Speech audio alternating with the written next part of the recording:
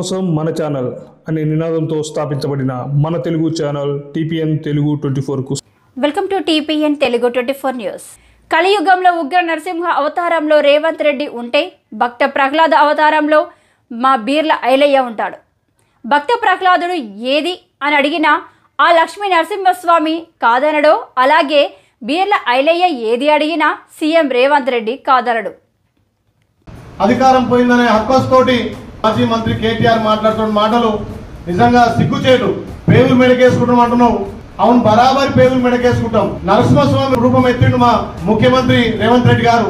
ఆ రోజు ఏదైతే న్యాయం కోసం భక్త ప్రహ్లాదుడు అడిగితే నరసింహస్వామి శిలాని బద్దలు కొట్టుకొచ్చి స్తంభాన్ని బద్దలు కొట్టుకు ఉద్భవించి ఇరని కసుకున్నట్లయితే పేగులు మెడకేసిండో, మీ టీఆర్ఎస్ చేస్తున్న ఆగ్రహం కూడా ఒక్కొక్కటిగా తెలంగాణ ప్రజలు మొరబెట్టుకున్నారు. కాబట్టి ఇలా నరసింహస్వామి అవతారం ఎత్తిండు.